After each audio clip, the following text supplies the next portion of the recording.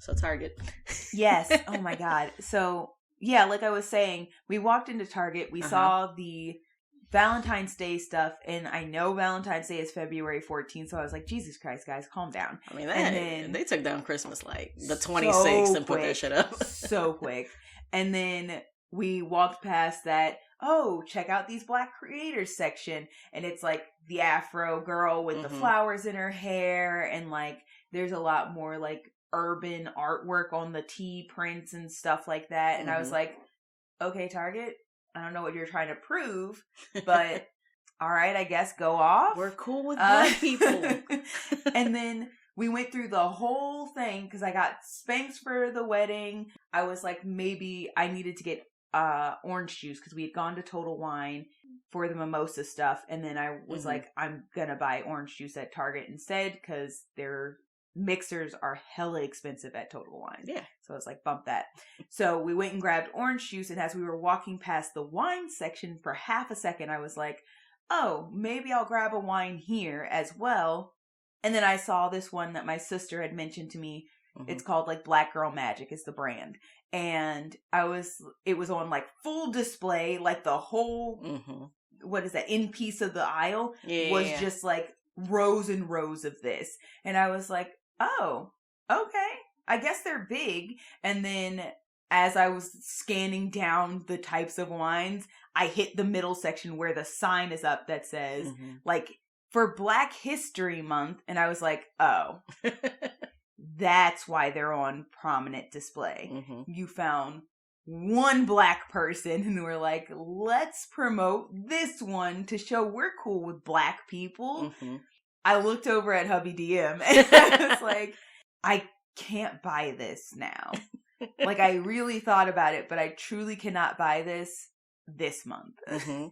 And I was like, I'm sure that sounds ridiculous, but the only reason they're promoting them is because of Black History Month. And that bothers me way more than them just like letting them exist on the shelf and letting me come by and pick them up when I find them. So March, absolutely, girls, go off. I will absolutely be supporting you, but I can't do that this month. And I super can't do it at Target. If somebody else has them on the shelf, I will maybe still pick them up this month, but not Target. With no sign. Not Target. Just among the Moscatos. God. And that's not unreasonable. It's one of those things where it's like you're only doing this because you're like, this is the month we acknowledge Black people. You get this 1 month. Here's your 28 days.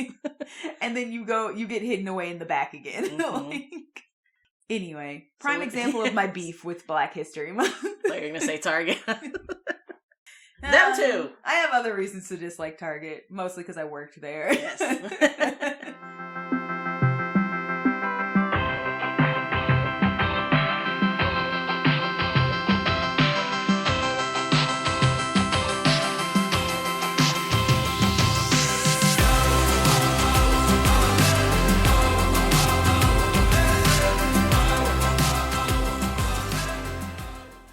Are we here?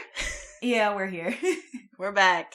Oh my God. Last recording, we were both like, we're going to be back. We're going to be on and pop. Like, but I am exhausted. Yeah. So, literally yesterday was the wedding. Yes. So we had a wild weekend. A sleep-deprived. A sleep-deprived, wild, stressful, fun weekend. Shout out to the newly minted Miranda family. Aww. I know Peanut got excited last time when we shouted him out. So this one's for you. No. Their wedding's over. Shout out to only Peanut. Mr. and They've Mrs. already Miranda, had their 15 minutes. This is about Peanut. For real though. But yeah, we're tired. The kid was adorable. Yes. All night. Yes. Ugh. That mother-son dance. Endless stamina for dancing. He was the first one on the dance floor and almost the last one to leave. And I had 2 shots this morning before I had breakfast. Oh yeah, because your cousin's in town. Yeah, because that's reason enough, I guess. I mean, it sounds less weird than just being like, no, I just woke up on a Sunday morning. I rolled out of bed. And they were just sitting there waiting for me. I was like, well, I guess. Anyways, I am hyped to be recording again. I swear I am. But the body... a little the haggard. body needs a little rest. A little rundown today. Which is a great space to be at, so we could go off about being people of color in a geek space. Considering what today's episode is, this is solidly where we need to be. This is the energy I always feel when talking. Just tired, man. That is one of them. It is exhausting. So I know we mentioned this in our update episode, but today we're doing another Wild Magic Surge. This one is very specific. Sorry. This intro is like, so what are we doing? We have to introduce the podcast. We should solidly introduce ourselves. Yeah, I probably should have said that before I said what kind of episode we're doing. Anyway, yeah, I'm your rundown rogue, Oreo. I'm your deranged druid. Welcome to the party. We have to say it again. I'm sorry. Welcome to the after party. I feel like we should have some like light jazz in the back. The after party. I feel like we should be a lot quieter and smokier. And welcome to the after party. It's Rogue and Druid.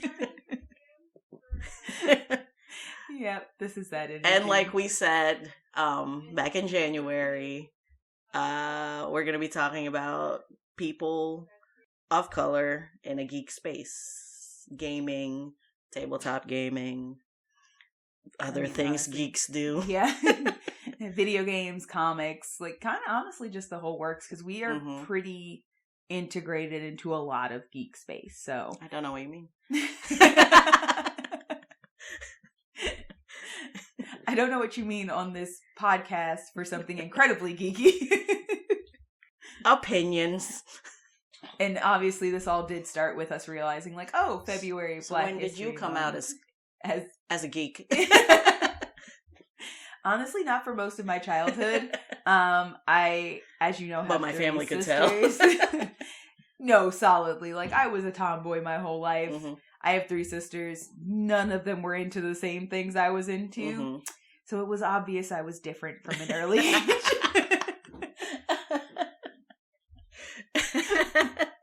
But yeah, I mean, like, this stuff starts at childhood, right? Solidly. I think so, for the most part. Yeah. Because I distinctly remember, and this is how I always describe it to hubby DM, like, I was geek adjacent for most of my childhood. Because we didn't really, because obviously it was like, if something's getting bought, it's getting bought if the majority of people are about it in the house. So I didn't have consoles or anything like that. I had a Game Boy, which, like that old Game Boy color, the brick. The one that didn't even have a backlight? Yeah, that one. And that was from my grandmother, which was a huge gift one Christmas. And I was the only one who played it, me and all the boys at summer camp. So I had some people to play with, but I also only had like 3 games because she didn't know anything about like systems. And none of them were like the cool games. So I was struggling. And some off-brand Tetris. Yeah, stuff like that. Like, she was like, just give me some stuff kids would like, I guess. She tried, but like, nobody got it. The best my mom could do would be like, oh, well, like, I liked Star Wars as a kid, so here's Star Wars, like, which is how I saw that for the first time and realized I was like, oh, I'm super about sci-fi. Sci-fi is awesome. So I watched a lot of that stuff, and when I was at friends' houses, played some other games. The first time I ever played Sims was at my friend's house. It was like Sims 2. Yo! And my first family was wildin'. Like, whole family, ridiculous. The son got sent to military school. Do you remember when that was a thing?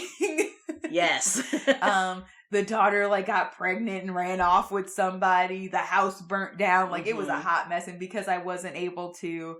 You didn't have the ability to, like, stop the progression and stuff like that back then. So it just happened while you were away. And I could only play when I was at her house. So there were weeks at a time where I didn't see this family. And then I came back and I was like, who is this?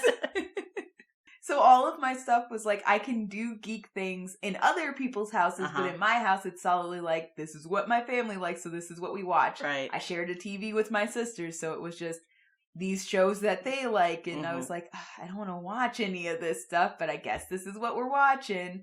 It wasn't until like my teen years where I finally like got friends who also were about things like that and could fully like delve head first into that no space. longer adjacent. Full geek. Well, I guess I'm opposite you because most of my geek origins were in-house because I have 3 older brothers and no sisters. So, like, earliest and fondest memories of geek things are like watching anime and playing on our Nintendo and family computer and all that good stuff. Was there ever a moment I became a geek? I to this day feel geek adjacent. Like, I like things, and I think this is like a problem in the community where it's like, you have to invest in something a certain amount or you're like a fake fan. Or know enough about it. Yeah. Which is gatekeeping, which is not okay. But unfortunately, I still feel the effects of like, I don't know. I haven't memorized the character lists of my hero, therefore I'm a fake weeb.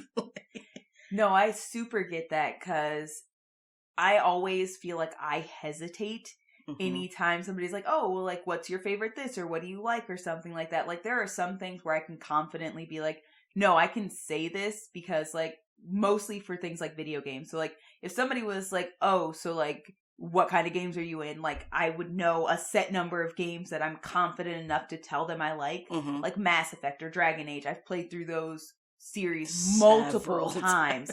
So, like, if they try to gatekeep me, I'm like, no, I've got this. Like, I don't have to defend myself to you.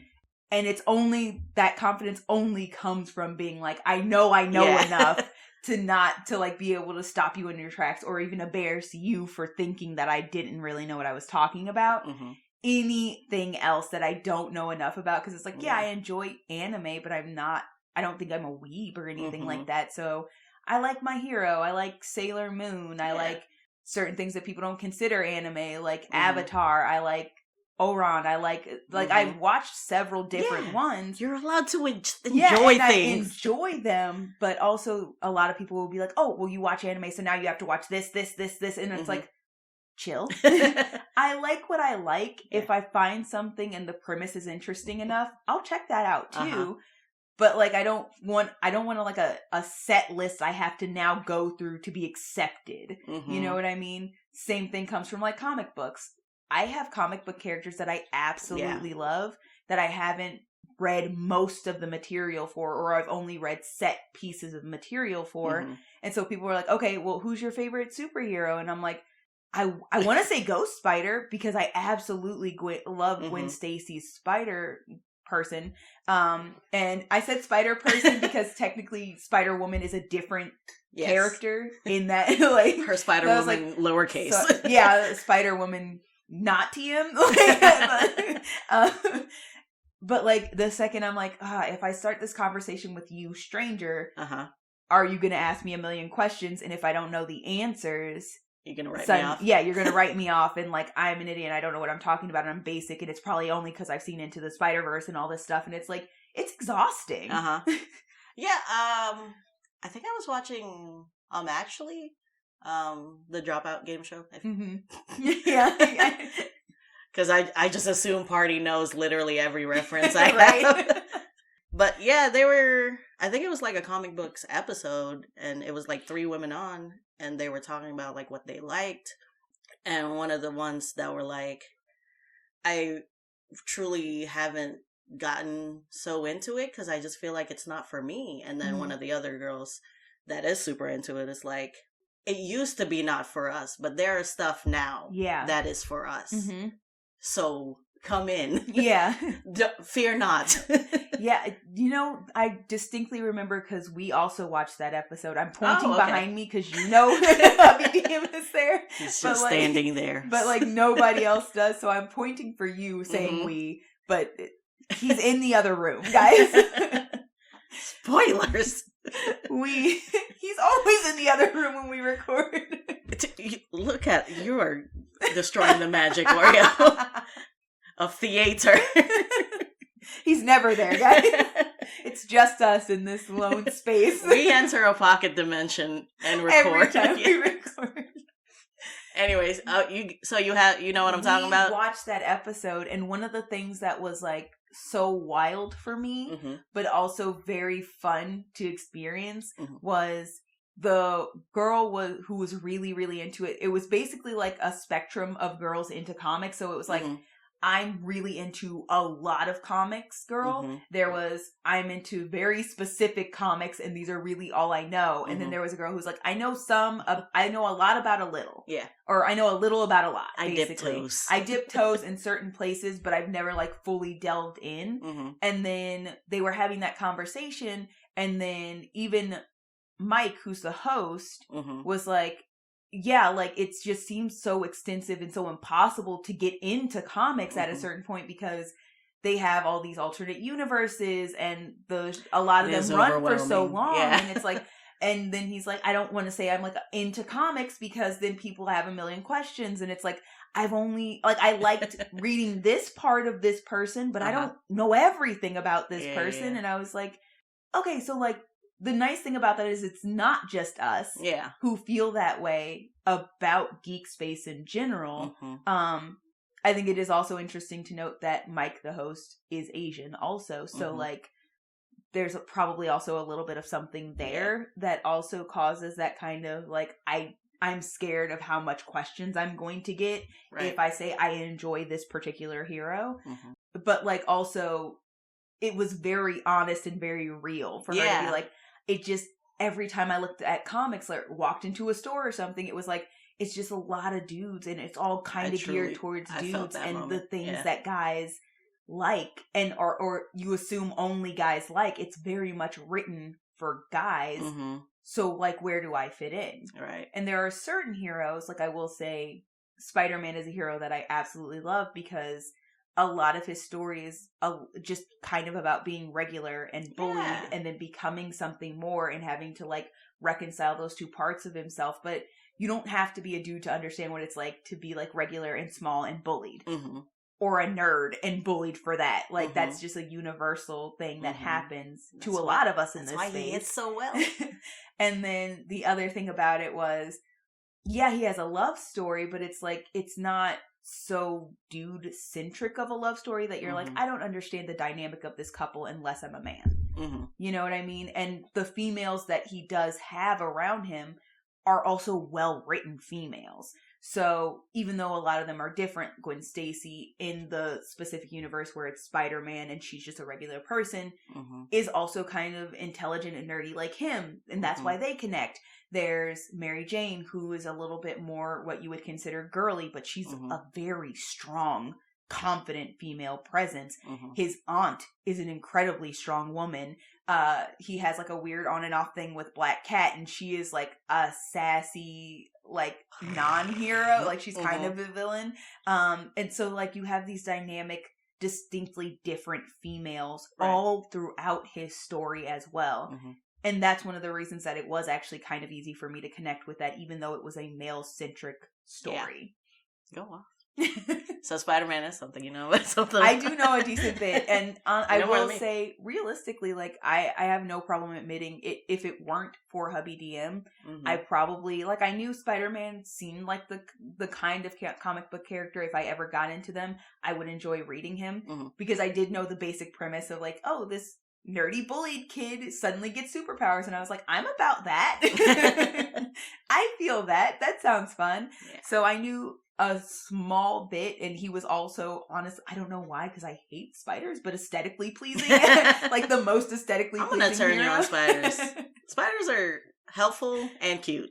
You say that, but there's we're gonna work on it. It's a process. Baby steps. Baby steps.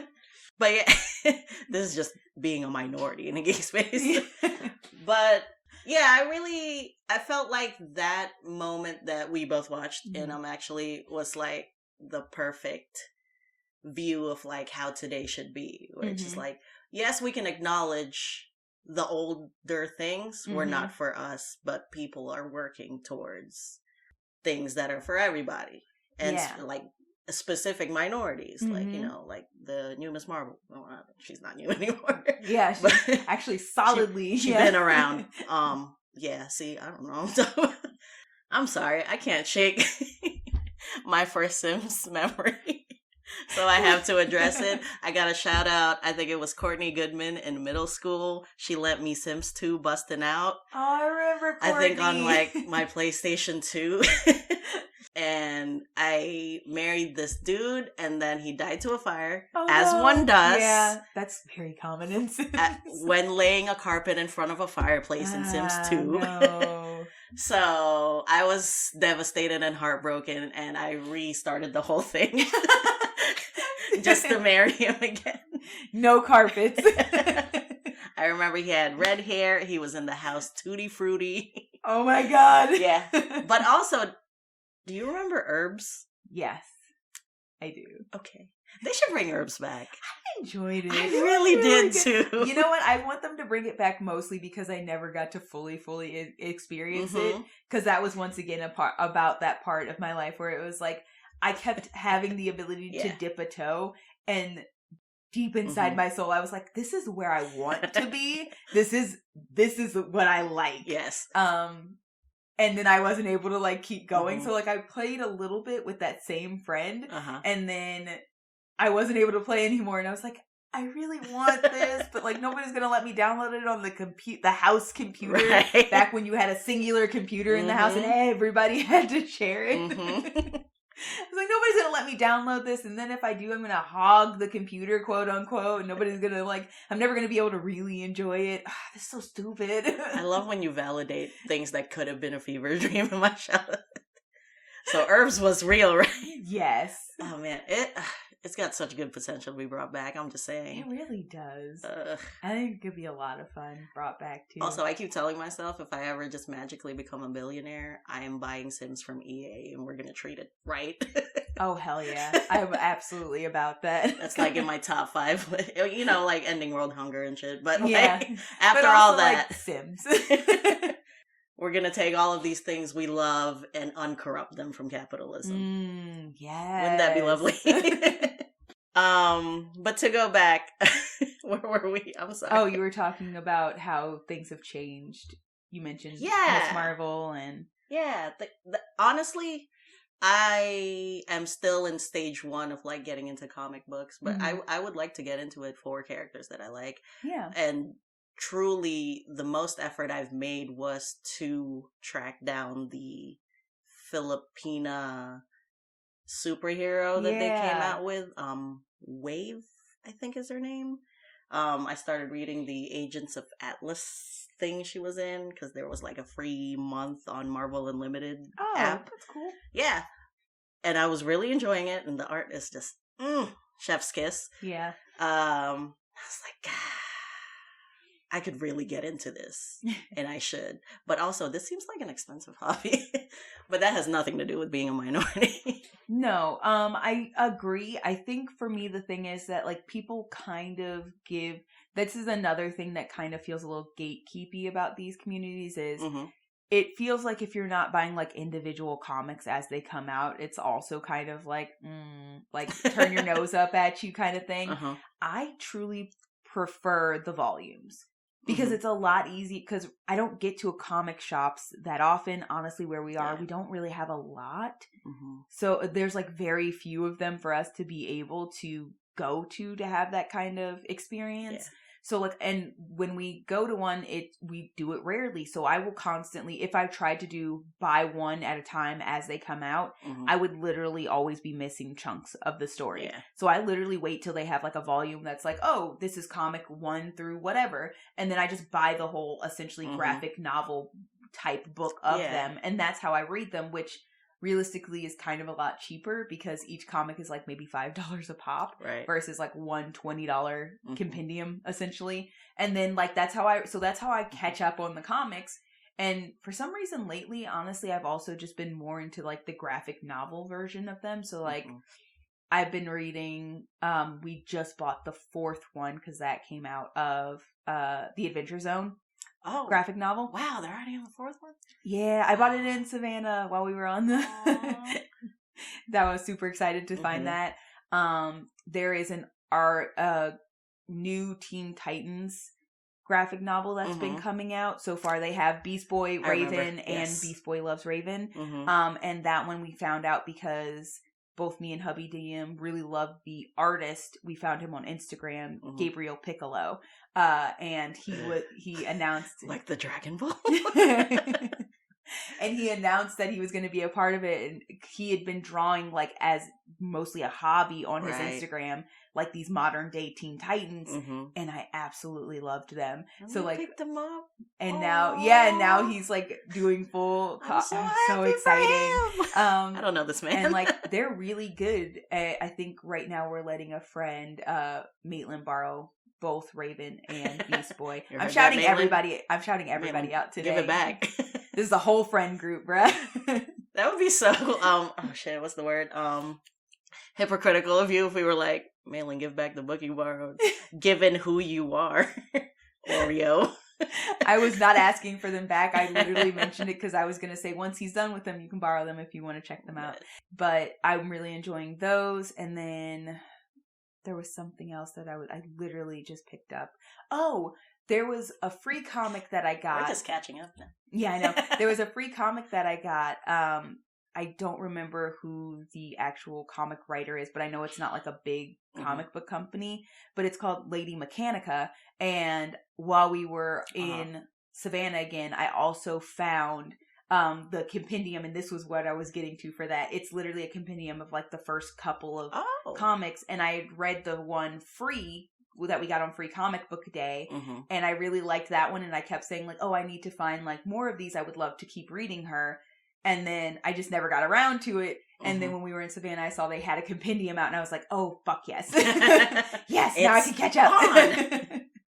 So I also bought that. So I'm reading that one now, and then I'm going to read the 4th Adventure Zone one. Yeah. But I just think it's a lot easier because they basically spread them out almost like chapters instead of singular comics. And for some reason, I think just because you have a lot of them all in one go, it's a lot easier to keep up with the storyline when you do it that way. Plus, you don't feel so blue-balled. Yes, because it takes forever for another one to come out. I don't like waiting. I mean, clearly, we respect the process and like don't like artists. Yeah, no, I get it. Working themselves to death.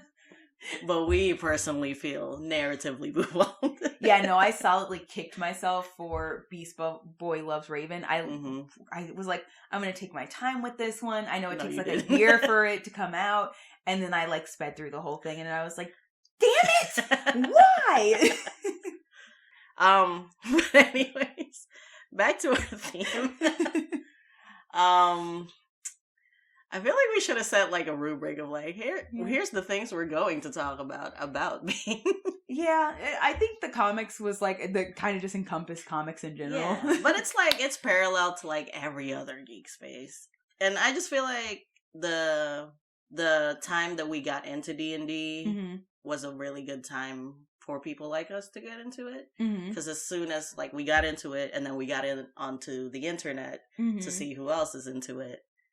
It was a lot bigger and a lot more popular and blowing up. Yeah. And I think it's funny because it is still one of those things where it's like a lot of the time we're still seeing a lot of people who aren't people of color doing these things that we love. So like we're talking about things like, I mean, even just talking about like some of the comics that I mentioned, like for the most part, a lot of those characters are still white, even if they're female, which helps, but still is missing a part of like who I am, who you are, that kind of thing. So like, especially because you brought up Miss Marvel, I remember Cosser being so excited about her because I don't know if there's ever been another one, but I'm pretty sure she was like one of the first, if not the first comic book superhero, female or male, that she was like, oh my god, this represents my culture. Right. And that's like the problem is a lot of people, because you always have that conversation about representation and like, I know one of the arguments I hear a lot is like, oh, well, I had no problem, you know, connecting to characters who didn't look like me. It's like, yeah, but you're also still considered the default. Yeah, but it's also like, I connected to characters growing up that had parts of me. Mm-hmm. But like, when something is wholly, yes, like, exactly, you feel like them, then, you know, it's different. It really is. Like, and I think kind of the whole point is like, when you're the default, you don't understand, because you can see wholly yourself in so many mediums constantly.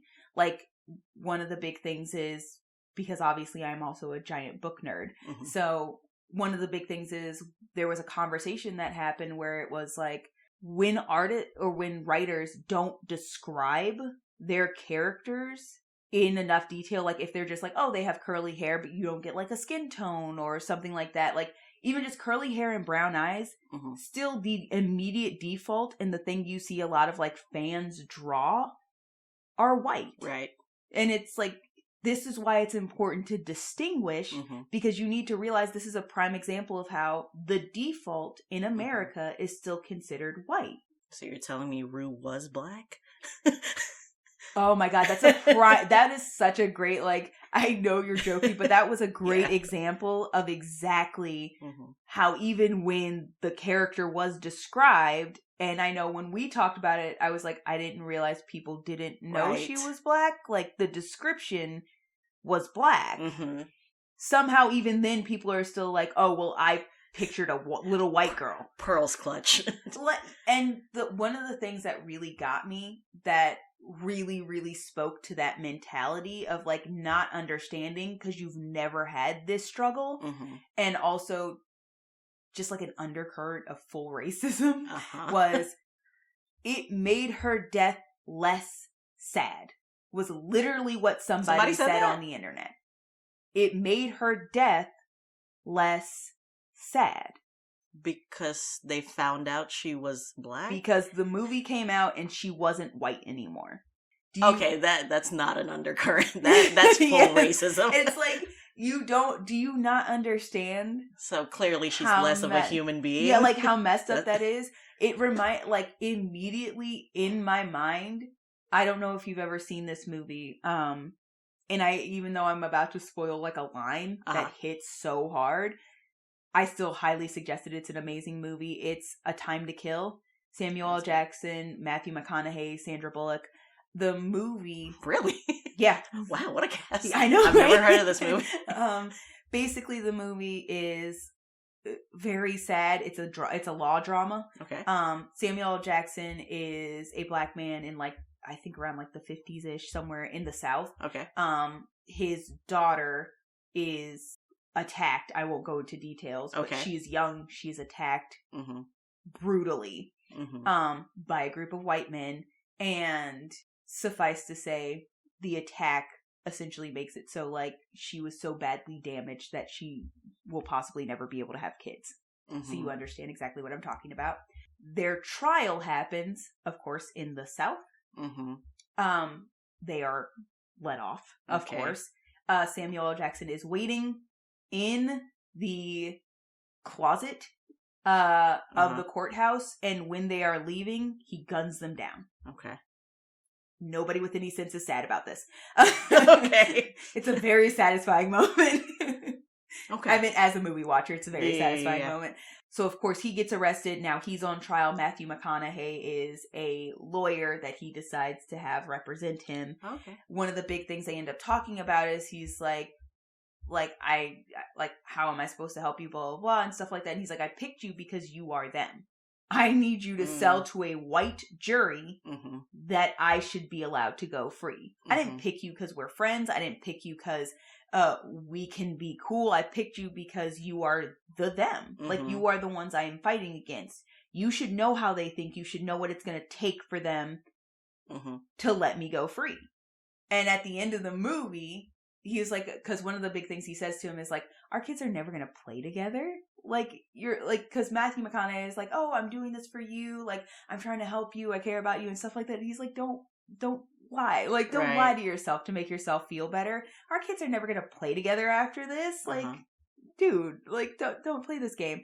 Because he got mad. Matthew McConaughey got mad because, like, somebody threw a brick through his window or something like that. And he's like, this is my whole life. You had a taste one night of what we go through every single day.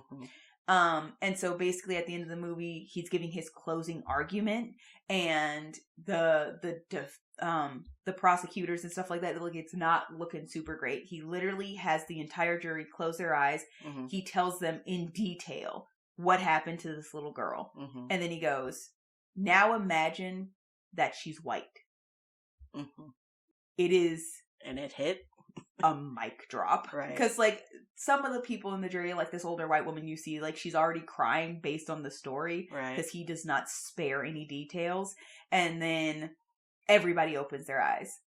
Just, like, full shock, absolute silence. Even the prosecution is like, fuck. Right. It's absolute silence. And then, of course, like, because the movie has to have a happy ending, he gets him off. But like that singular moment, but that singular moment, it was a truly worse wording to say happy ending. And then also, anyway, is exactly how I felt, but the opposite when the girl was like, oh, well, now it's less sad that she died. And it's like, right. Like I was saying, blatant racism.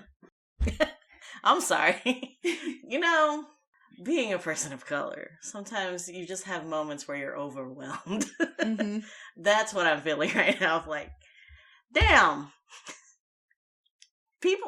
Racists are so bold with their racism. It's wild. It's absolutely insane. And I think that, so we were talking about how comics have changed and the space has become a lot more for us than it was before. I also feel like books are kind of in that same place, especially because I don't really delve too much into adult books. There's a couple that I really like and a couple that I found that I'm like, okay, I'm willing to try this out. But for the most part, I do honestly still stay in YA. The face of YA has changed so much from what it was when we were just getting into YA. As the last time we went to Barnes & Noble, which was not in February. No. It was a lot. I remember the other day we were talking and you were saying like, oh, I'm getting really into audiobooks.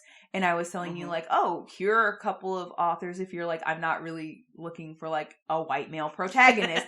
Here's some authors who are people of color who write. And I realized like there were more names that I could come up with now than I probably could have ever come up with when we were younger. Yeah.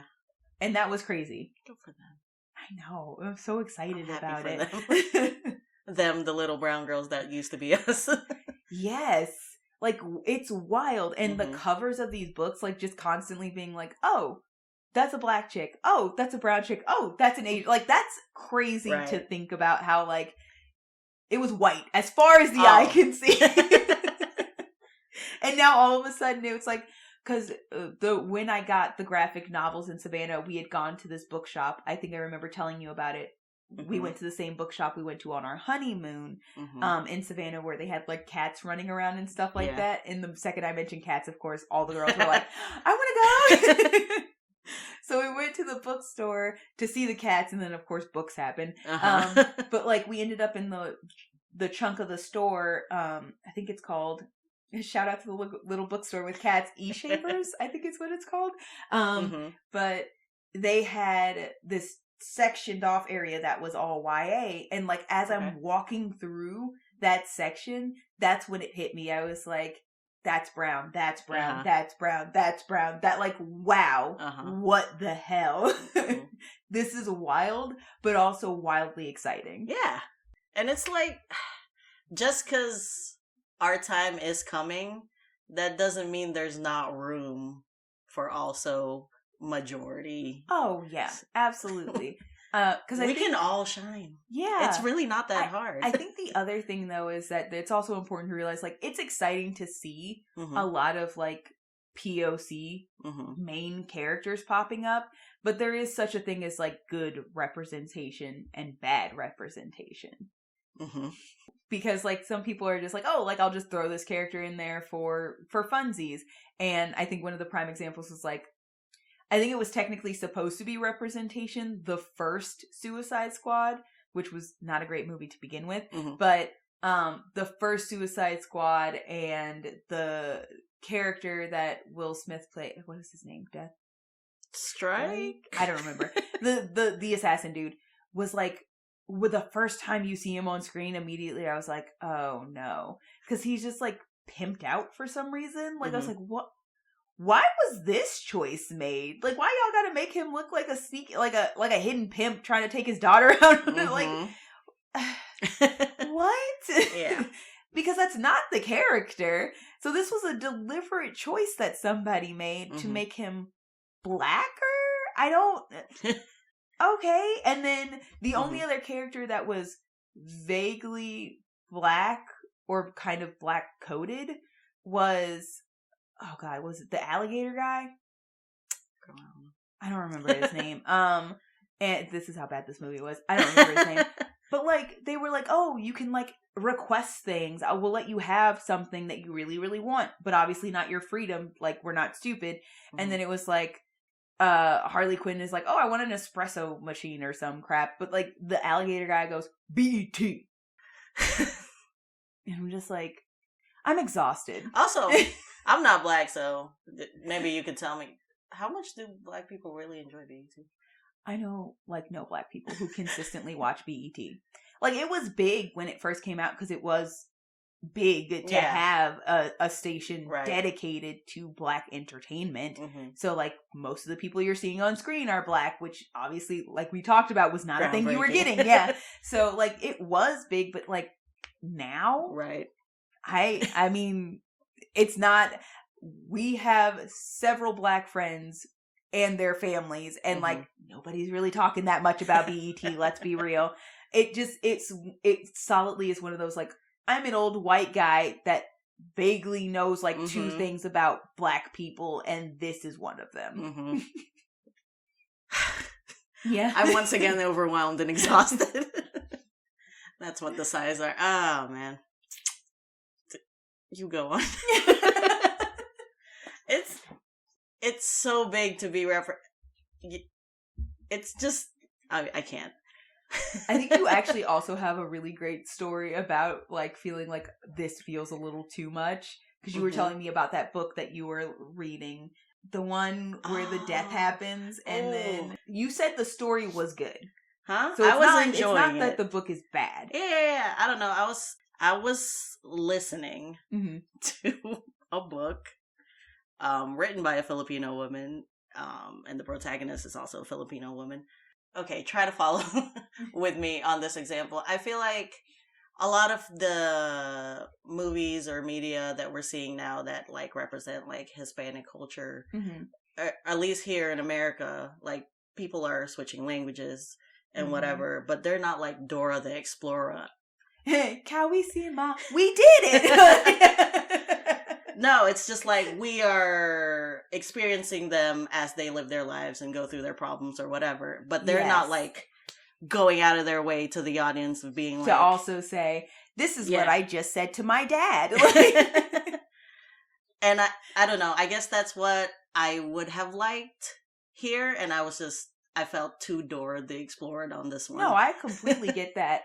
And I think that's kind of the same thing where it's like, that's exactly like, it's too much of an explanation. Because I will say, even if I don't know the words, the exact words that are being said to me, I understand what emotion and context that we are in this conversation. So when I'm listening to people like speak Spanglish or switch flawlessly from English to Spanish in a lot of these movies and stuff, I don't second guess and I don't go, well, I didn't get an explanation, so now I don't understand what's going on. It's like, I understood what emotional context was happening. I understood what conversation was generally happening. I didn't need to know the words to understand. And I think that's also the thing is like the fear of people just not getting it forces sometimes people to over-explain something. Right. And so you end up in a situation where it feels kind of like bad representation, where it's like you're dumbing it down almost too much. Yeah. And so now it's cringy on the level. And I think if they want to know what it is, they'll go out of their way to figure out what it is. Exactly. And it's like you open the door. Yeah. And that's amazing. Like that, nobody should ask more. It's turned into a light book review. Yeah, like just open the door. Yeah.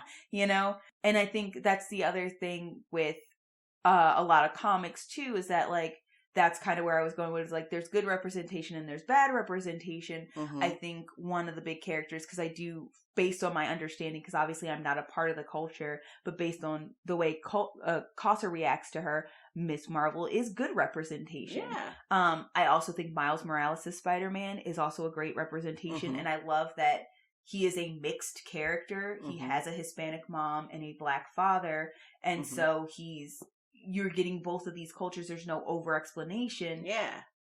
If you've been in either or both of these cultures, there's something nostalgic and fundamentally understood. But I've seen the reaction to him also from across the, like, just across the culture. Spectrum. Like, everybody still gets the character, whether you're explaining any of these nuances or not. You just get it. Because some of these emotions are just so fundamental. And if you have basic empathy, even if they're not fundamental, you can understand how somebody might feel about these things. Going into like, and it's kind of sad that I only have like a few examples that I immediately go like, these are great examples of like good representation. Because the other thing is, I'm going to switch into comic books now, because we talked about, or not comics, sorry, video games, because we talked about comic books and we talked about regular books, but you don't really get a lot of that with video games at all. Like, I see a lot of white cultures being represented in video games. Like, if you're finding something, you're finding like Norse mythology or English or Irish or stuff. Like, those are the things that people really delve into. Honestly, to me, that's kind of wild, because I think there are such untapped, like, crazy stories you could have with some of these older cultures that are not white. Yeah. Like, you get things like Ghost of Tsushima apparently was an amazing video game. I don't remember exactly, but I know it's Asian. I think it's either Chinese or Japanese to my recollection. And I don't want to say which one because I don't want to be incorrect. But it's one of those, and it is a deep, from what I heard, like a really interesting lore, a really fun video game. Like, a lot of people really loved it, not just mechanically, but story-wise. And it's like, that's a great example of like delving into something different. Right. But I do feel like there's a lot of untapped potential in video games, because it's like, oh, well, we have like this full European spectrum, European and like Norse, that kind of like section. We're tapping all these markets constantly. And honestly, there's a lot of like Asian markets that are also being tapped. But it's predominantly Japanese or Chinese, realistically. Yeah, like, you're not getting a lot of Korean stories. You're not getting a lot of Filipino or Vietnamese or any, like, even in Asian cultures, it's so finite. Yeah. We know that, like, there's gotta be some banging indie games out there that are like, because, I think Dylan or Zav told me about this game where, I think it was like Inuit mythology, and it was following like the origin of the Aurora Borealis, I think it was.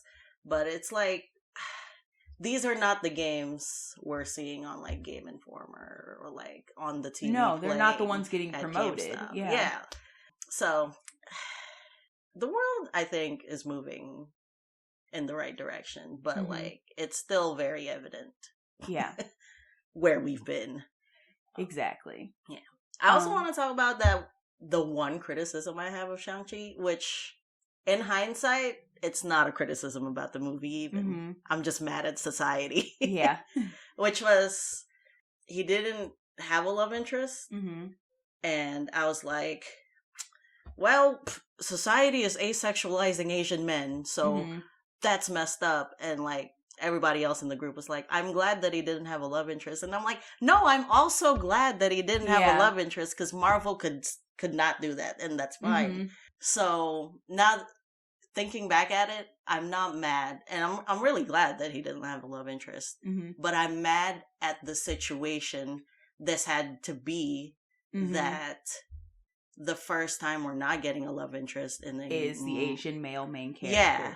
And it's it's unfortunate. We had this conversation as we were leaving the movie where it was like, I think I told you specifically, I'm so torn. Right. Because there's a part of me that's like, it's so refreshing to not see you immediately pair off this character. Mm-hmm. And then I also went, but I'm also hyper aware because you and I have have that understanding and that knowledge where it's like, I was like, literally immediately I was like, yay, finally a character where you're not like, we have to be in a relationship for this to work and sell. Right. But then I immediately also went, but why was it this character? You literally could have done this with any other character, and I don't understand. Like, because the problem is, and I think this is the big thing that a lot of people don't ever get, and this is the thing we exhaustively have to keep telling people, it's not this particular thing.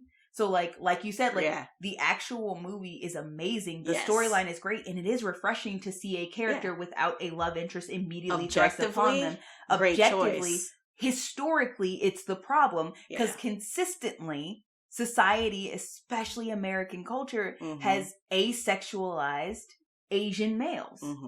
They over-sexualize and infantize Asian females, and then they asexualize Asian males. Right. And it's like, I've seen maybe a couple, like there are very, very few. Even when you think about things like a lot of Jackie Chan movies or Jet Li or something, like people don't immediately realize these are like the action heroes. How many white action heroes do you see get a girl at the end?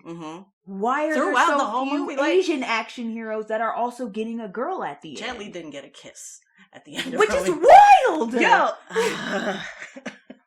That's exactly my point. It's like, you need to understand that it's not, like, people will automatically be like, well, I don't see why this is a problem. This was a good movie. This was this was that. It's like, it's not this. It's everything it's standing on. Right. It's all of the foundation. Just angrily, yes, it was a good movie. Yeah. Yes, that's exactly, I felt like, I was so, like, sad because I think it was mainly you and I having the conversation at the end because we were both like, yes and no, and yes and no. Like, exactly the same mentality where it was like, I liked the no love interest, but also why this guy with the no love interest? Like, and it was so frustrating to be like, it sucks that we can't just be like, it's so refreshing to not have an immediate romance thrust upon, especially because I think what I told you specifically was, I'm so tired of the best friend not being allowed, like, to just be the best friend, right? Like, I'm so tired of watching these things where it's like, you have to make this a relationship. They have to end up together. And it's like, or they could just be friends. Right. Or they can just be friends and have a great friendship. And then on the flip side, I was also like, but again, the Asian male guy just couldn't get a girl? Like, I don't... Right. The movie itself handled beautifully. The relationship is... But yeah, now that I think about it, my stance is boo society for even making for this being a thing, a problem. Yes, that you couldn't just fully enjoy. Yeah.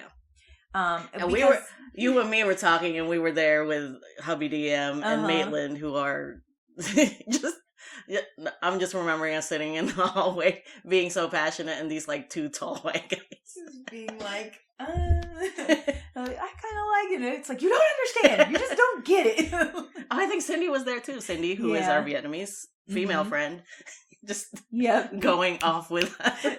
Because we are very short women. And so we were like neck craned, passionately arguing our dissertation on why this is still kind of a problem.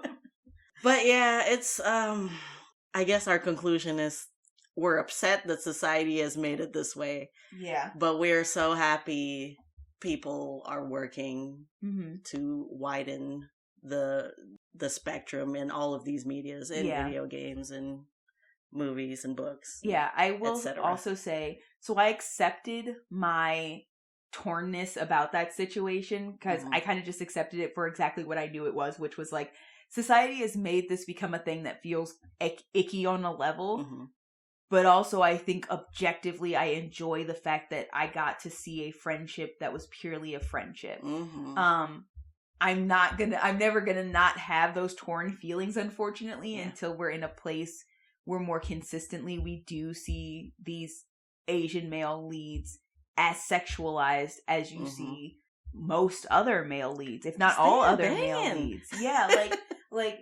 And the thing is, like, I did appreciate that one eye candy scene that they gave us, where it was like, y'all didn't need to take your shirt off. What happened to your shirt? It's like, I don't know, I'm in a Marvel movie. That was such a good step in the right direction for me, because it was like, here's this buff, hot Asian man for all you ladies out there, what's good? But then on a level, it was also like, you took that tiny baby step of just being like, he's shirtless and hot, but then you were like, but we can't actually give him like a hot, sexy relationship. So it was like, close, but not close We enough. are moving towards equality, which is like, sexy men should just be shirtless. Exactly. But I think the other thing that really, really bothered me about a lot of people, nothing to do with either of these two movies by themselves. It's not their fault that this happened to them. And I think this is something I also brought up that night too. And once again, it just wasn't being understood by the people we were passionately arguing our fucking TED Talk to. But it was like, I hated how immediately the reaction was like, oh, this is better than Black Panther. Or this in Black Panther, it was like, you took the two minority movies and immediately pitted them against each other. Yeah. And that's so and gross. Little do you know, Asians and Black people can get along. That gross, immediate, like, oh, we can only compare them to each other. We can't compare them to literally all of the other movies with the white main characters and majority white like cast. It has to be stay in your subcategory. Yeah, it has to be this subcategory of minority Marvel movies that have to get pitted against each other. And it's like, why? It's like, I think the thing is, it's almost a subconscious desire to be like, we have to make you fight. Because united, you're gonna be stronger than us. You know what I mean? Where it's like, we can't just be like, these movies kind of washed a lot of these fucking other Marvel movies out of the water by themselves on their own basis. Like, let's be real. It has to be like, oh, no. These Marvel movies are in competition with themselves. These two gotta go up against each other. Yeah. And then maybe we can compare them to the others, but they gotta fight it out here first. And it's like, do they though? No. And I think that's just like a knee-jerk reaction of white people of like, let me compare it to the next thing that I can compare it to. And it's like, no, compare it to Thor everything. Dark World. Yeah, compare it to everything. Like, realistically, how it should be compared is, these two are the first outings of these two characters. This was the first outing of Black Panther. This is the first outing of Shang-Chi. So compare it to Captain America, what was it, the First Soldier or whatever? With the first Captain Avenger, First Avenger, yes. Compare it to Captain America, the First Avenger. Compare it to Iron Man, the first Iron Man. Compare it to the first Thor. Yeah. Compare it to all of these first outings. And God, unfortunately, I'm pretty sure that's also our last outing of Black Panther because we lost Chadwick Boseman. That operation. It also sucks because he was so good. He was so perfect for that role. And so it's like, it's one of those things where it's like, compare this to every single other first outing. The same way you compared Captain America's first outing to Iron Man's first outing, to Thor's first outing, to Spider-Man's first outing. They should also be compared up against those first. They shouldn't be compared to each other and then possibly compared up against those first. Just across the board, all of these first outings, how do they stack up to each other?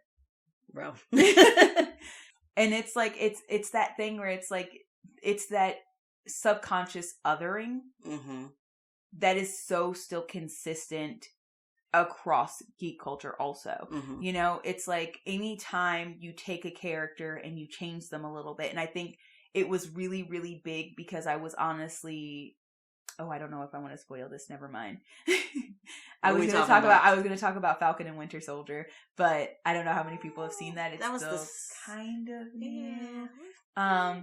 Okay, I'm going to say right now, spoiler warnings for Falcon and Winter Soldier. If you have not seen it, skip ahead. I don't know. 3, 2, 1.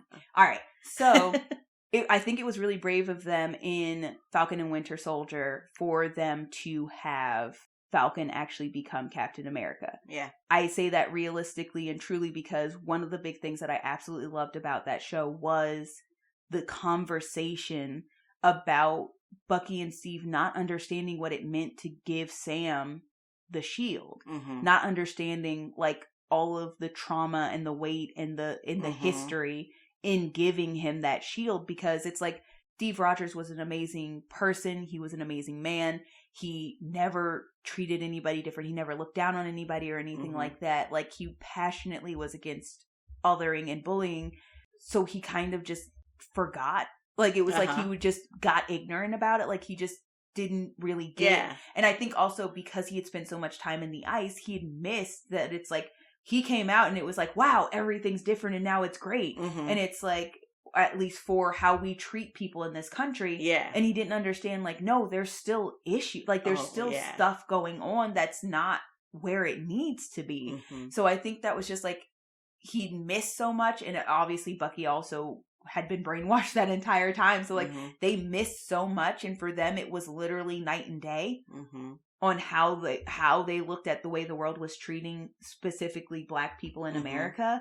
But they missed everything leading to that point. And they missed the fact that, like, it's so much better from when you live. So to you, this is perfect. But you don't understand that it's not perfect. Right. So, like, the fact that Sam has that conversation and you meet another guy who was the Black man who was also a super soldier, and the way I love the conversation of how vastly different they treated him to Steve. And the fact that, like, one of the big things for him was, like, I'm never coming forward because, like, I know what they're going to do to me. I know how they're going to crucify me. And America will never accept a Black Captain America. And, like, just the trauma of what he had spent his life going through, that conversation. And even, like, it was played off as a funny moment, but it was a prime, like, thing to, like, even consider. The kid on the block when they were heading to that other super soldier, they're like, Black Falcon. He's like, it's just Falcon. He's like, you Black, you Falcon. My daddy said, you Black Falcon. And he was like, it's just Falcon. You don't have to quantify me as Black Falcon. And I think that was also a conversation or a hint towards, he's not Black Captain America. He is Captain America. Right. And the idea of, like, because I think a lot of people were pushing for Bucky to become Captain America, but part of me was like, I actually really, really hope they don't do that. I hope they don't ease people into the idea of, like, this vastly different Captain America. No super soldiers, no extra powers or anything. Like, I think that speaks so much more for Captain America, honestly. But also, I think that's such a big, bold step for America in general. To just be like, like, you had this wonderful from the 40s white guy, like, and now it's... And now you have this modern today's American man. Yeah, like, and it's a vast difference, but it was also so important. And I think the funny thing is, at the core, I truly do think Sam was a lot more like Steve than Bucky is. So I think it actually made a lot more sense for Sam to become Captain America anyway. But I also know that, like, as an example, like, taking this, like, Sam as Captain America as a Black man, or, like, even when Miles Morales first came out or something like that, anytime you take a character who you know and love as this white guy suddenly becoming a non-white, a PoC man, or even a woman, like, people lose their fucking shit. Like, people get mad and pissed off, and they're like, you're ruining our character and blah, blah, blah. And it's like, okay, but you need to take a step back and think about why you think this character is ruined. Because if this was another white guy, I don't know if you would have the exact same reaction that you're having to this character who is now a person of color or a female taking up the mantle. And the big thing is, like, also at some point, I think Jane Foster becomes Thor. So she's Lady Thor. I think she's currently Thor. Yeah. But I think I don't know if they're still doing this, but I think when she first started off, they called her Lady Thor, which But also she's annoyed just me because Thor. it was a quantification Uh-huh. for this is okay because she's technically not the Thor you know and love. And it's like, no, let her be Thor. Because realistically in the comics, it's not the same in the movies, obviously in the Marvel Cinematic Universe. But in the comics, Thor is a title with the power of the Mjolnir's power or whatever. Like, it's I think at some point he's technically an old man who becomes the young man again when he takes in that power and stuff like that. Kind of like Shazam being a kid turning into a dude. But like, the power was Mjolnir imbuing somebody who was worthy. Yeah. So it doesn't matter who they are. He could have literally been anybody. Now he's a female. Now she is Thor. And it's like, I don't know why you feel like you're like, oh, like now it's Black Spider-Man. It's like, no, this is Spider-Man. He just happens to be Black Hispanic. Yeah. This is Captain America. He just happens to be a Black man. And there's nothing being ruined about the character. This is just different. Yeah, see? This is just a new character, a new way of looking at this. Like, because like I said, at their core, all of these characters are very similar to the characters when they were white men. Like, Sam and Steve have a lot of the same ideologies, a lot of the same morals. Like, they are very similar, but their experiences are different. So the characters' personalities are going to inherently be different. Yeah. But at the core, this character is exactly the same. What they stand for, what they believe, what they fight for is the same. Peter Parker and Miles Morales, very similar people, very similar characters at their core. So what's really getting ruined about the character? It just goes back to my point of like, they just don't think but there is room. There's room. I think that's also what it is too. It's like, oh, we can't, if we do this, that means we're getting stamped down, or we have to step to the side. And it's like, one, I don't actually know why it would be a problem for you to step to the side. Like, yeah, realistically, like, I don't know why you can't step to the side and make room. But also, nobody's stamping you down. Like, people still absolutely, like, Steve Rogers, Captain America, is never going anywhere. Right. Peter Parker, Spider-Man, is never going anywhere. Like, Thor, the male, is not going anywhere. It's just there's also somebody else in this space now.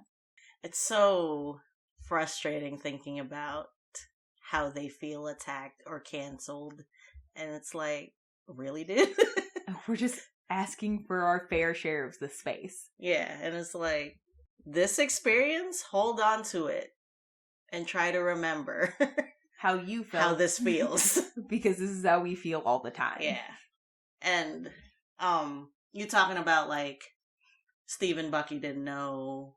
Okay, we gotta stop talking about Winter Soldier after this. Oh yeah, no. Or Falcon and Winter Soldier after this. We haven't cued the spoilers. No. Make your statement, and then I will cue. I mean, the spoilers are over, but like you were talking about how like it was night and day for them because they skipped, like the 60s and all that movements and all stuff. And I think that's another hard thing for the majority to grasp is that just because the big thing happened doesn't mean we don't have to work every day towards equality. Because, like, in 2020, when things were bleak here in America, it was part of why it felt so defeating was like, then what did we go through all that stuff those decades ago for if we're gonna keep acting like this today in this climate? Yep. Exactly that. And it's like, how dare you act like this when we as a people know better? Yeah. And it's just so defeating. But the lesson is that we have to work every day in order to be seen, be heard. And it still feels good to see where we're going, though. Yeah. As far as, like, Geek Space, feels good. Your Book of Walls, my... or My book of walls. Yeah, that just hit me. And also, I would like to go back and say I was enjoying the book, and I don't want to discourage whatever no. female Filipino author that was. Like, fucking go off, and I'm so happy you were published, and you're writing your sequel, girl. Yeah, see, because the thing is, when you were describing it, the thing that I was most interested in about the book, you were like, oh no, this is hilarious, this is awesome. So, like, there was no discouragement for me. I am definitely picking up the book, because I heard the premise and immediately was like, oh, hell yeah, I'm going to read this. I think what I learned from you is I'm probably going to skip the glossary so that as I'm going through, I just get the description because I know you got both glossary and description. And like we said, I feel like it was just because you were doing audiobook, you kind of had forced that was just a medium thing. Yeah. Instead of being able to just say like, oh, I'll just read these as they come. I probably would have skipped it too if I was like just physically reading it. I know I don't do audiobooks, so I have the ability to just go out and buy the book, and I will probably just skip the glossary. And even if I know the meals, now it's going to be very funny to listen to somebody else describe them, because one of my favorite things is like how differently people handle their food. Yeah. Like, cause like you have a set thing that you're like, this definitely happens, you know, like this is always the ingredients, but like, how do I do this differently from somebody else? I know because like when I eat Filipino food, like every time I taste it from somebody different, you can taste the differences. Our adobo. And I feel, that's a prime example of like, oh, this is definitely your mom's adobo. Yeah. This is definitely adobo I bought from this Filipino market somewhere else. Like, and you can taste the difference because of the family recipes and how they change and how they've learned to make them. I feel the same way about a lot of like soul food. Like this fried chicken is distinctly different from this fried chicken. Even just the breading of it is different. Or like the way they make mac and cheese. There are certain things that like 9 times out of 10 across the board we all do. Like making it and then baking the top. There's cheese, but and it's like, but this one is like kind of cheesier. This one's a little bit drier. There's like this one's baked. This one's just in the pot. Got the breadcrumbs on top. Like there's something specifically different that each one does. And so it's very fun to like read how they do things differently. But I also think I absolutely agree with you. Like if I didn't know and I forced upon me a glossary where I had to listen to all of the descriptions of all of these foods. And then as I go through the story, I also had to listen to the description of all of these foods. I would solidly be like, I feel like I already have this though. Like I already have gotten Honestly, this. Please read it and tell me if I'm just being unreasonable. Because I know I am just like hypercritical of like other I don't think you are. I think it's the same thing. Because like in my mind, I understand exactly what you're talking about in the sense of like it feeling like you got to, like you were explaining something and then you were explaining something again, essentially. And I think that's what it actually is. I think it's like, this is a suggest for anybody who like ends up picking up this book, which we haven't named anyway, but when you see it, you'll know. Yeah. Because the description is pretty. The very first line being, I'm in my aunt's right? Basically. But yeah, so I think it's also very funny because we started touching on video games. And that's one of those other things where it's like, as I mentioned, like there's just not a lot of us. And like I mostly only play games where you're able to decide what your character looks like, make your own main character. And a lot of that has to do with like, if I'm getting a main character in a video game that is exactly like, you have to play this character. I'm not seeing a character who looks like me. I'm not seeing a character who looks anything like me. And honestly, 9 times out of 10, I'm also not getting a female character even. So it's like, it's a white male character that I now have to play this whole game through. And it's like, I get for some people that works just fine. Some people really enjoy that. It gets tiring after a while to always be like a white dude. And then like they have romance options and it's like, can't like. You talking about this also reminds me of like when you when you were upset with the Sims came out with quote unquote black hair. And the truly lack of actual black hair they provided you. Like literally the thing that makes me most mad is you get your most diversity in The Sims from CC. which is custom content. Sorry. Mm-hmm. So there are all these creators, so it's third parties who are not at all affiliated, and oftentimes like there's no credit, like there's no acknowledgement by the Sims team how much they help bolster this game. But there are a lot of absolutely amazing creators. Oh my god, I know. Who like, and most of the characters I make are brown. Yeah.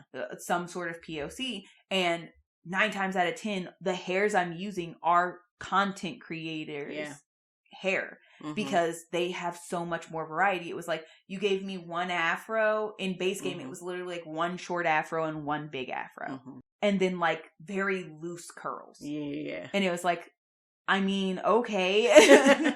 Everything else is straight hair. And then when they updated and gave a bit more, it was like, here's some puffball pigtails. Here's another different kind of afro. And here's some slightly tighter curls.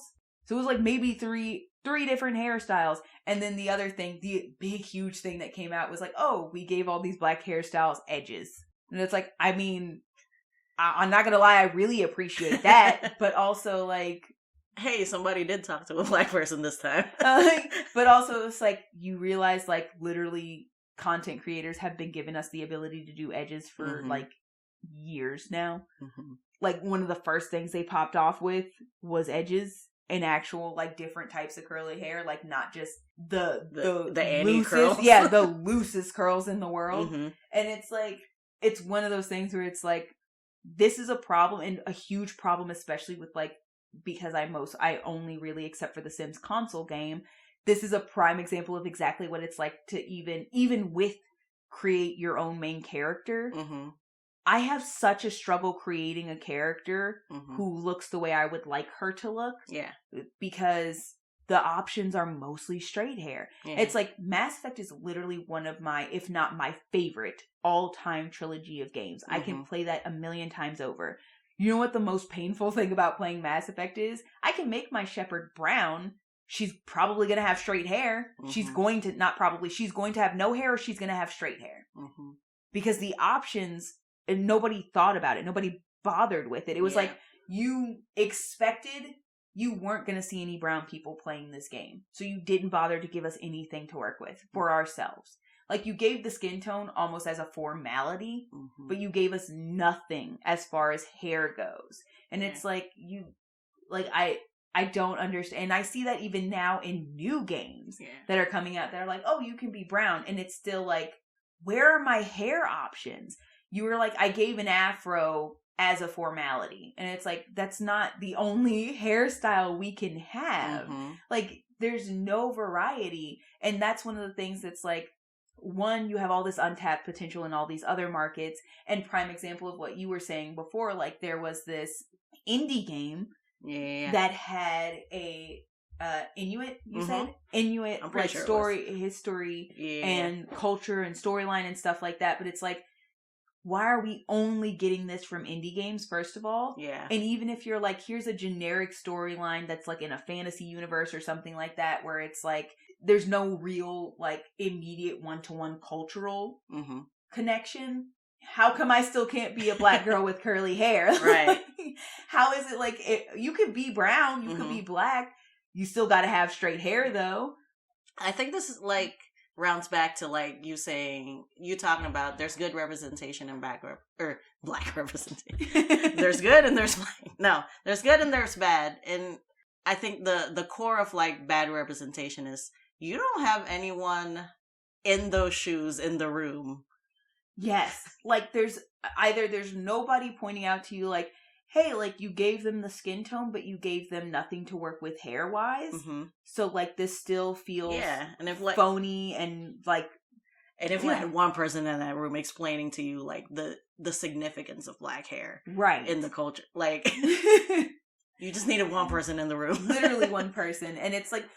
That also got to me because like The Sims made an effort, and I think maybe this probably had more to do with like EA in general. They made an effort because they had a new, I don't think it was like a full I don't remember the different things anymore, Okay. but like PAX basically that came out where they had a new world open up, which was like very much like Japan. Basically, it was their version of Japan, and they had a bunch of different like cultural clothing and hairstyles and stuff like that. And it was like, you made all this effort for this, probably because this is a lot of where your money comes from. So you made efforts there, but it's like, that's fucked up. Yeah. That's fucked up for a lot of reasons. That's fucked up because you were like, oh, look, we're thinking about black people. Probably one Black History Month, I'm sure. And then you were like, here's 3 new hairstyles and edges. But there are so many other cultures, and I've heard the community even talk about this, where it's like, there's a lot of cultures that you're just ignoring in general. Yeah. So many. Like, there's not a lot of Hispanic options. There's not a lot of... There's like... like basic things that you could be doing, even as a super cut off American company. Like, Mexico is right there. You could be taking something from like Puerto Rico or Cuba or the Dominican or Jamaica. You could be going to South America. You could be going to Africa. You could be like, there are all these cultures all over the world that are so distinct and different, and you could be doing something with any of them, and instead you're doing nothing with all of them. And the most frustrating part of it is, we love these things so much. Yes, but there's always that air of like, we didn't ever really consider you when we made these things. Yeah, and it's like, you made me. Like, I grew up playing you. Like, it's so frustrating because, like, we love Harry Potter so much, but it's like, God, okay, the representation. Cho Chang. Okay, like, there's 3 black people. 3. 1 Asian. Which is horrifically worse. And 2 Indian girls who are twins. I mean, also Asians. Yeah. But it's like... Come on! It's literally the fandom themselves had to create representation, which also caused a bunch of backlash and hate for them. The Hermione debacle was just horrific. Embarrassing. Like, truly embarrassing. There's another fan theory that I absolutely love where Harry is actually half Indian, like James was Indian. That.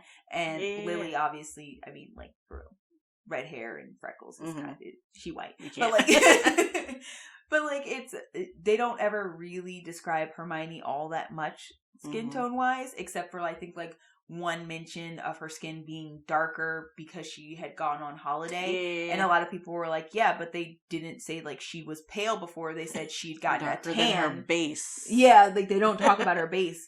And then they're like, well, the artwork for the book shows her as white, so obviously that was intended. And I'm like, I mean, it doesn't have to be though. Like, it's what the artist. And realistically, like, you don't realize how little control. I learned this from authors on YouTube. Like, they don't really have all that much control over their book covers. Shame. And like, if in the first book you see Hermione on the cover and she's white, it's like, okay, well, this is what it's got to be for the rest of the books now, because that's what we showed her as in the first one. But once you get to the point of Harry Chamber of Secrets fame, like, because the first one blew up so much, you probably have a lot more say in your book covers. But I have listened to a lot of them say, like, unless you're like an independent, like, you self-publish, you don't get a say. Like, you might get some options, like, oh, this one or this one, but like, they don't ask you what you want your cover to look like at all. They don't ask you to describe anything. They do the cover, and then they're like, maybe they're like this one, or maybe they're like, this is the cover we're going with. This is the cover of your book. And so there are some authors who years and years later have been able to say like, oh, I never liked the cover of that book, but it was what it was because that's what they told me it was. But like, there's like this ignorance where the assumption is like, oh, well, this author is a huge author, so obviously they got to say yay or nay, and they made all the choices. And it's like, you don't realize how little control they have until they have control. Right. And like, she didn't have a name. Well, before, she's huge now. Yeah, like, she didn't have a name when that first book came out. Like, she was nobody. Literally nobody. So, who knows, like, which try they even got this book published. Like, exactly. And so it's one of those things where it's like, you're basing this off of artwork, which then ended up becoming like, well, because this is how we've now made this character perceived when the movies come out, this is what the character is going to look like. And it's like, one, I don't understand how it hurts you to let people envision this character the way they envision them. Yeah. And two, it's a lot of ignorance. It's a lot of ignorance for somebody who has no idea what they're talking about to be so boldly sure that this was on purpose and the way the author always wanted it instead of how it just kind of became a thing. Right. But that entire idea is just, it's the same thing where it's like, like we said, absolutely love Harry Potter. I absolutely love Mass Effect, Dragon Age, Sims. Like, I am passionate about... We love D&D. I am so passionate about these things. And so often it feels like these things that I love pay no mind to me or people like me. Like, we're not even a thought. We're maybe, if we're lucky, an afterthought to make up for fucking up the first time around. But, like, sometimes not even then. Yeah. But, like, if you're gonna try to fix it, really try to fix it. Don't half-ass it, because it's more insulting to half-ass it than it is to just not ever bother to fix it. Yeah. Like, and if that's the case, if you're gonna, like, half-ass it, I would rather you just give up this time around, and then the next time you come back, make it right the first time. Do it good the first time. Instead of being like, oh shit, we gotta scramble and put 3 new hairstyles in. Like, then don't give them to me at all. It's fine. I think that's a big thing of, like, why D&D sold to us so easily. Because it was like, oh no, you have all of the control over what you look like. You have all of the ability and option to be whoever. Yeah, and it's like, even now we're like, we can see where D&D started, but like in today's D&D, it's for everybody. Absolutely. So this is miles ahead of like some other mediums. Oh my God, so much. But yeah, have you heard of the podcast 3 Black Halflings? No. Oh, I'm gonna have to check that one out. You know, and it's like immediately caught my attention. Not there's just room black, for but this. also halflings. You had me at black, but you really sold me on halflings. But yeah, it's a blessing to have found this space in geekness. This space in this time. Yeah. Because I do think if we had tried D&D at a younger age, we would have had an entirely different experience. I have seen and heard so many horror stories about people of color in the wrong groups, in the wrong situations, with people who are just ignorant or careless or anything like that. Or and trash. Just trash humans. Absolute trash humans. Not to be confused with trash pandas. They are adorable and they've done nothing wrong. But trash humans are actual trash. They've done several things they've wrong. Done many, many things wrong. And so I know how far, and I think the inherent thing about D&D is that because it is so much, your experience is so much about the people that you're with, and because people still have so far to go, I know that D&D itself also still has so far to go. Because there have been stories where people casually talk about things like slavery or joke about things like slavery in the company of people who have the historical connection. And just like, I'm not comfortable with this. I don't want this to be a part of my D&D. I don't want this to be something that we talk about. I'm trying not to think about things like that. And then they're just like, oh, lighten up. Like, I don't understand why it's a big deal. And like, you have to like deal with things like that and people with that ignorance. So there are definitely things that still need to be fixed and things that need to be changed. But a lot of that just comes down to the people you're stuck playing with. Yeah. The people that either understand, because we also have the great pleasure of being such a diverse group of friends, that we do have so many different thoughts and cultures that all come together. And so people have the mindset of being like, what are you okay with and what aren't you okay with? Like, is this okay or is it not? How do you feel about this? Like, I understand that I don't know this, that I am not a part of this culture, and I don't know if this is something that you're comfortable with or not. So like, talk to me, let me know so that I know, that kind of thing. And it's also important to note that like, not every person of color is going to be uncomfortable with things like slavery. Not every person of color is going to have an issue with one thing or another. Mm-hmm. But you need to know who you're with. Like, you need to know your audience, your players, your DM. Like, you need to know where they stand specifically. Mm-hmm. I think that's the other thing that drives me crazy is the idea of like, oh, what do your people think? And it's like, I'm one voice. Yeah. I'm one voice in millions. Mm-hmm. I don't speak for everybody. I could never, like, the gall of me to even pretend like I speak for every black person or every Filipino or like, you know what I mean? It's just, but part of the problem is because we are consistently considered a whole instead of an individual is that people just don't get, like, you can't ask me if this is okay for every black person because I don't know every black person. I don't know their experiences. I don't know where they draw their lines. Mm-hmm.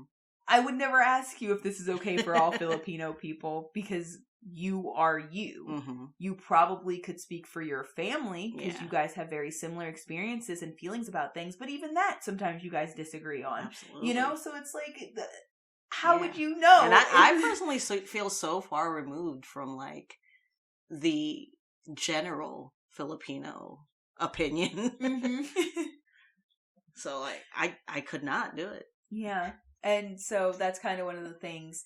I will also say the other thing that drives me crazy about people in D&D space, specifically that part of geek culture, is like the people who are not people of color speaking for people of color. So like we recently, I have to touch on this. We recently had this whole thing where Wizards of the Coast has gone overly PC. Mm-hmm. And trying to fix some people being mad about certain races being seen a certain way, which has always been the case. Right. And this is something that actually bothers me very specifically because the whole thing was, the Drow, which are not a race, they are a sub-race of a main race, and orcs being considered evil because of their cultures. Mm-hmm. Being said, these are black people. You're perpetrating these are black people, and it's fucked up that you're calling black people evil. And it's like, I'm super uncomfortable with the idea that because orcs have wide noses and Drow are like obsidian black or gray or like in skin tone, your immediate reaction was, these are black people. Yeah. Because there's nothing else about them culturally that hints at them being black. Right. At all. Unless you imagine something, unless or the second equating it. Or personally. The second you decided, because the other irony of it is the Drow are the slave owners, which is very funny to me. Mm-hmm. And it's like, Drow having slaves and being evil and worshipping a female? I don't know, like, where all you're going with, but, like, because there's the only thing that equates the idea of Drow as a culture being black people is the common skin tones of Drow. But you also have to realize that, like, wood elves are brown. Yeah. Commonly brown. Like, it's one of the descriptions of them. They are darker than high elves. Mm-hmm. Sea elves are literally blue. So, like, I don't, this is one of those things where it's like, I feel like you decided because you heard the skin tone black, and they do specify, like, unnaturally so. Like, grayscale black. Or, like, yeah, like, or, like, gray like ash. It's like that, those are not, those are not skin tones I would commonly consider common black skin tones. So like it's weird that because you heard this one thing, you decided to equate the entirety of this subrace when there are also examples of other subraces within this very race with skin tones similar. Sun elves are also brown. Why aren't they being equated to black people also? Like I said, wood elves also brown. Why aren't they being equated to black people also? 'Cause they're not evil for you. Same thing with orcs. It's like, orcs have wide noses. Gnomes also have wide noses. Wild. It's like you took a singular thing that you immediately equate to black people and decided this entire race or sub-race was meant to equate to black people. And that's honestly what it felt like to me, because I've never looked at an orc and been like, this is a black person. I've never looked at a drow. Unless someone has like, gone out of their way and made an orc Unless character that is black. Exactly. Like, if you tried to code them black, that's an entirely different story. That is absolutely how you play this character. If you tried, like, if you just played them as a character, I wouldn't immediately be like, oh, you were trying to make a black guy or a black girl or something. Like, I would never, like, look at these characters and think that. Yeah. And it's funny to me because it's like, there are other races that also have similar traits that you're describing as obviously meant to code these people as black. But you're not also looking at them and being like, well, this is fucked up, you shouldn't do this. Like I said, like, there are brown gnomes. Forest gnomes are darker. Obviously, like, rock gnomes are lighter because they spend most of their time underground, which also makes sense. But, like, forest gnomes are described in the player's handbook as being brown. And they also have bigger noses. So why aren't we talking about that? Like, right. Halflings are technically considered so what they ended up doing was halflings are also considered much darker and they're not pale. They tend to be, I think they say, like, tan to bronze or something like that. So they are, like, brown across the spectrum usually. And so wizards ended up taking away a lot of racial traits. Like, I remember. Basically what happened was, instead of, because they were trying to say, like, oh, we're not going to make certain races inherently good or evil anymore. And I'm like, that's literally a singular thing. But they overcorrected, essentially. And what they ended up doing was creating too little information about any and all of these races. So, like, one of the newest races that came out, that I was really excited for, so I'm specifically going to talk about this, was the owlin, because owls are my favorite bird. I was very excited for the owl race. But when you look at the description, it's like, pick anything for your ability trait, like your ability, your, racial abilities, traits and stuff like that. We're not really going to give you anything to, like, go on for what you technically get bonuses in for your base stats or anything like that. Like, there's nothing. They don't even give them languages, like, specific languages or anything like that anymore. And it's like, no, they don't have a specific, it's common and something else that you and your DM decide on. Like, when I say they stripped everything from them in an overcorrection, they stripped everything from them. So it's like, all of your older races still have, like, oh, you get a bonus to, like, stealth, or you get a bonus to this, or you get, like, underwater breathing or something. Like, you get these things that make perfect sense for these races. Yeah. What their builds are, how they live, all this stuff, which denotes a lot about their culture. Owlin is, like, no real information at all. And then it's also, like, there's nothing that makes sense about you, like, as a race. Like, your entire build as a race, you have wings, and you have, like, you are like an owl, so you have distinctively quiet feathers and stuff. Like, you should be probably getting bonuses to stealth or something whiz-based or something like these would make sense, and there's nothing at all to go off of. And the other big thing for me was, like, the good thing about that was you get those base stats that help you make decisions about what race you want to be. When you take that away, it's like, it doesn't matter anymore what race you are. It doesn't matter at all anymore unless it matters for your story, for the story that your DM is telling. Which is wild to me, because, like, the whole point is that you're in a fantasy world. Things will work differently based on these races. There are cat people and bird people. They're not gonna work the same. That just makes sense. It's not, because the other thing is, if you're taking it racially, humans are considered a singular race. They have cultures. The whole spectrum. They have literally cultures and that are, like, across the gambit. commonly people in this area look like this because of where they're from. Commonly people in this area look like this. Their naming cultures are kind of different based on where they're from because their cultures have built differently. But as a race, they are the human race. Yeah. So they do have a lot of things in common as well. And it's like, that is how that should work. Yeah. And now do that, but like everywhere. Other. And so it's like, if you wanted to like kind of take out whatever people were screaming about, you would have just been like, the other thing that gets me is that Drow, technically in their very lore, also have Drow who aren't evil. Yeah. There is literally a Drow goddess who is for the Drow who are not a part of or don't agree with the base main culture that Drow have built for themselves. So they're not inherently evil. Like, culturally, they've been raised a certain way, so most of them think a certain way, which is usually what happens when you're raised in a specific culture. Yeah. But inherently, they also do have every ability to decide they don't agree and move into something different or be different. Like, but that's what happens in cultures. That's not an inherent... Once again, it's not an inherently evil race anyway, because their race is elf, which is not an inherently evil race.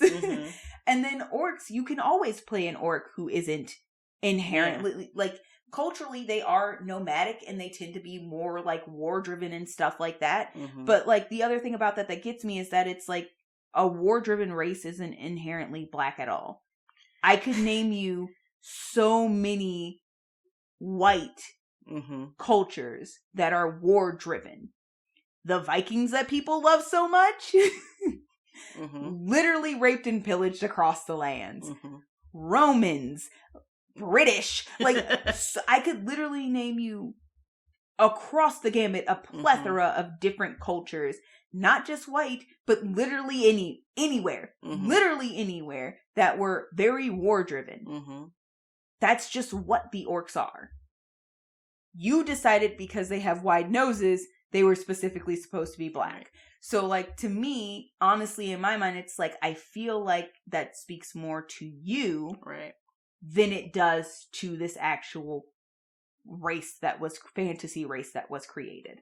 And now, because of your ignorance, we're losing my mechanics. My mechanics are fucked. Rein it in. Rein it in, racists. It's so weird to me, where it's like, you don't, because of your own ignorance and because you're trying so hard to be you went too hard. It's like performative activism, where it's like, well, now I'm mad about this thing because I feel like I should be mad about it.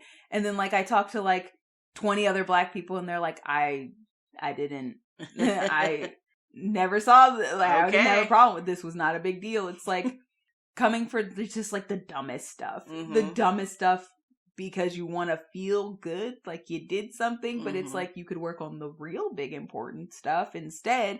And it's like, well, that sounds hard. That sounds hard. I'm just going to attack this thing specifically instead. Get the public off my back for 2 weeks. Like, we have feelings about stuff. We've spent our entire lives in this space like this, existing like this. And yeah, it's just one of those things where it's like, this one just kind of has to be a long one because there's so many facets of geek space that all realistically at the beginning were not made for us. And some of them that are still working to realize they should be made for us. I think one of the ones that I feel like has not made nearly the strides they should have is video games specifically.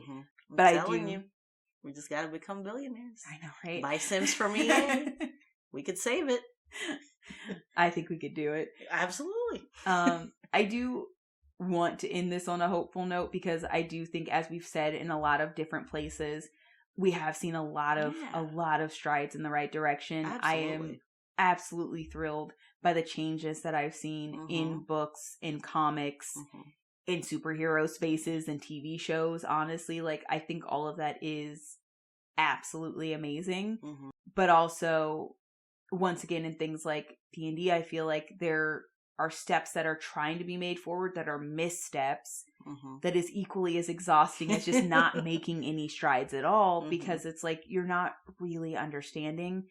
I think so much of what we have to deal with, so much of the exhaustion and the explaining and the like rolling our eyes and like, just all of the things that we constantly have to go through could easily be fixed if there was somebody who looked like us and mm-hmm. had our experiences in these rooms when these things happen. And that they were heard. Yes. Yeah. Because I don't think like they're completely devoid. I think part of the problem is like just like the immediate like dumb panic reaction instead mm-hmm. of just listening to the person who's like, hey, take a breath. I have some ideas. And honestly, I want to let you know, like, I don't think this is as big as a problem as like that mm-hmm. small, loud, angry group is yelling that it's a problem. Mm-hmm. But here's a way we can kind of shut that group up also by like taking these small changes. And don't step all over that voice when mm-hmm. they tell you. Yeah, if they're not there, absorb.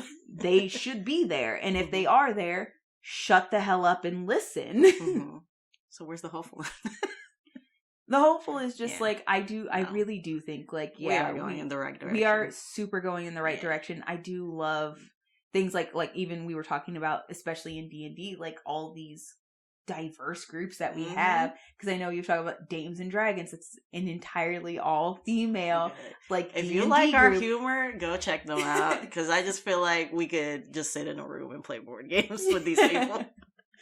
I also am super excited to check out the 3 Black Halflings. mm-hmm. Like there are a lot of new groups and diverse groups, because one of the groups that we talk about all the time that we both love is Dimension 20, and mm-hmm. that is a diverse group of people who are also playing this game together, mm-hmm. and like great about the awareness, because Brennan the DM mm-hmm. is white. There are other people who play the game who are white, but there's also like they continue people to of like color make and these like strides, and it's not even just that there are people of color. There are mm-hmm. also people in the LGBTQ and stuff like that. mm-hmm. Like the diversity of that group Bringing is very aware and intelligent, baby. and I do truly love that as well. And I also love how tongue-in-cheek they are about like ignorance and racism and stuff like that too. It's very funny mm-hmm. to enjoy that. So I do think that's a great one to listen to if you're looking for something like that. But like the fact that we have more than one group to turn to and be like, hey, mm-hmm. this is a great place to go check something out if you're looking for something that isn't just white male driven mm-hmm. information. Books, comics, D&D podcasts, mm-hmm. and games, and places to find other players. Even like there's so much forward momentum mm-hmm. for people like us in this space that used to absolutely shun us. I'm really excited to continue to be a part of this space, continue to have this conversation where the conversation definitely needs to be pushed a lot harder, mm-hmm. but also like watch the places that get it and are trying where they go. Yeah. Because like truly leaps and bounds, like we were saying, like the comics and the books that I'm seeing now versus when we were kids. Right. I am ready for that to be what I see in comic books in the next couple of years. Mm-hmm. Hopefully, if y'all get your shit together. I am excited to continue to see D&D in that place as we go through these years and stuff like that. So at the end of the day, it is exhausting sometimes to be a person of color in these spaces. It's exhausting to feel like we have to prove ourselves and stuff mm-hmm. like that. But I also think the reality of it is that we aren't as often called upon to prove because we're females we're actually gamers, or because mm-hmm. we're not white we're actually into comics and stuff like people will look at us and still just be like, all right, right, that's cool. What do you like? What do you play? Like nice. That's nice. mm-hmm. So, it's always steps, right? And as long as they keep going in the right direction, mm-hmm. I am never not going to be proud to be a geek. It's not like the space is solidly not bad enough that I could ever be like, I am ashamed to call myself a geek. Mm-hmm. I just think I could always be more proud. Mm-hmm. And I think there are some aspects that I am more proud day in and day out. I really feel like we have such strong grievances because we care so much about this thing. It's the inherent nature of being a geek is being passionate about the things that you love and having strong opinions about the things that you love. So absolutely, like we absolutely passionately have strong opinions about these things because we love them, because at our cores we're geeks. Yeah. Heavy episode. Yeah. We'll do one like once a year. Oh yeah. We're gonna get back to groups, I swear. It just feels like, I feel like because we've been kind of like waiting to have this conversation, I absolutely feel so much lighter now. Like you said, I truly think we're moving in the right direction, and it is steps. So we just gotta,